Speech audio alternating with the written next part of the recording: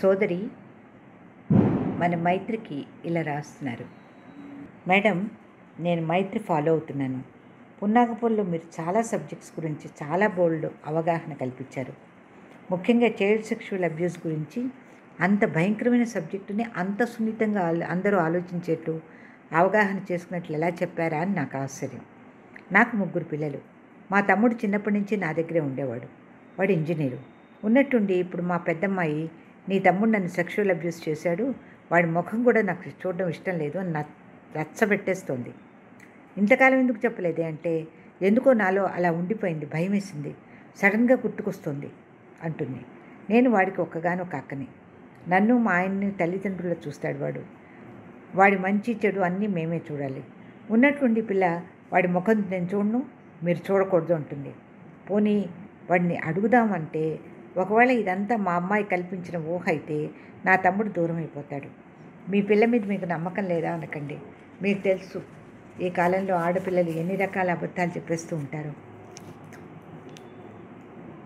ఒకవేళ నేను వాడిని ఎక్కువ ప్రేమిస్తున్నానని దీనికి అసూయగా ఉందా అని కూడా నాకు అనిపిస్తోంది. పోనీ అని నా కూతురు అలా ఏడుస్తుంటే ఏమని సముదాయించగలను? ఆ పిల్ల చెప్పే అబ్యూస్ నిజమే అయితే, పోన్లే అమ్మ అయితే అయిందిలే అని నేను అనలేను కదా. అలాంటి విషయం కాదు కదా. ఇప్పుడు నాకేం చేయాలో పాలు పోవడం లేదు మేడం, ప్లీజ్ ఏదైనా దారి చెప్పండి. మైత్రి జవాబు: మీ డైలమా నాకు అర్థమైంది. నిజంగా చాలా క్లిష్ట పరిస్థితి. ముందు పాపని కౌన్సిలింగ్ తీసుకెళ్ళండి.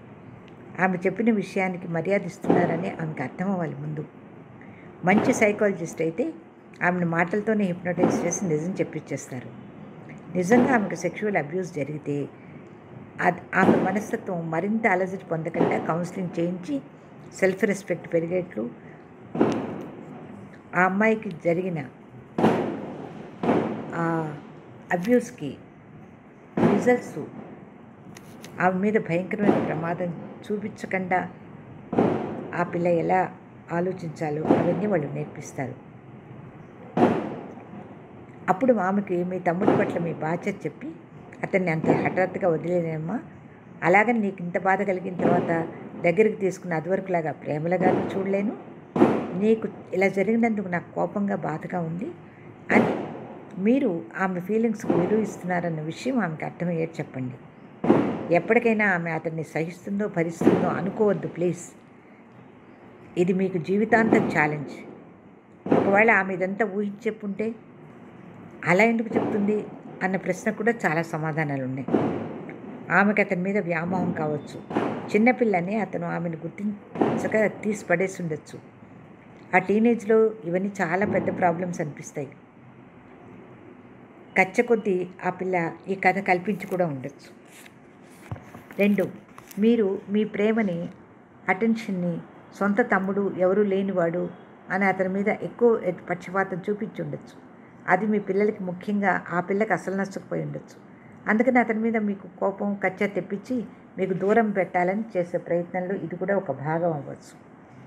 3, మీ తమ్ముడు కూడా అక్కా బావ నా మాటే వింటారు కదా అన్న ధైర్యంతో ఈ పిల్లల మీద చిన్నప్పుడు నేరాలు చెప్పడం, చీటికి మాటికి వాళ్ళని విసిగించడం, భయపెట్టడం, ఇవన్నీ అబ్యూస్ కిందే వచ్చి వాటి పరిణామాలు అస్సలు బాగుండవు. అది కూడా జరుగుండొచ్చు. కాబట్టి మీరు కొంచెం శ్రద్ధ తీసుకుని అమ్మాయిని మంచి కౌన్సిలర్ దగ్గరికి తీసుకెళ్ళండి. హిప్నోథెరపీతో అసలు ఆ పిల్లకి ఏం జరిగింది, ఎందుకు ఇలా మాట్లాడుతోంది అని తెలిసిపోతుంది. ఏ ఇన్సిడెంట్ దగ్గర ఆగిపోయి బయటకు రాలేకపోతుందో, గిలగిల కొట్టుకుంటుందో తెలుస్తుంది.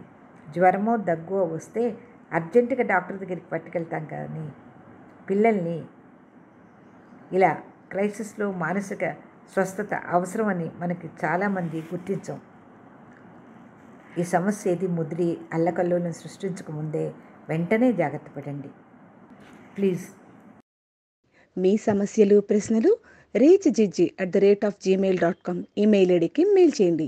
ఈ వీడియో కనుక మీకు నచ్చినట్లయితే లైక్ చేయండి, షేర్ చేయండి, సబ్స్క్రైబ్ చేయండి. జలంధర్ గారి బుక్స్ కోసం కాంటాక్ట్ చేయవలసిన అడ్రస్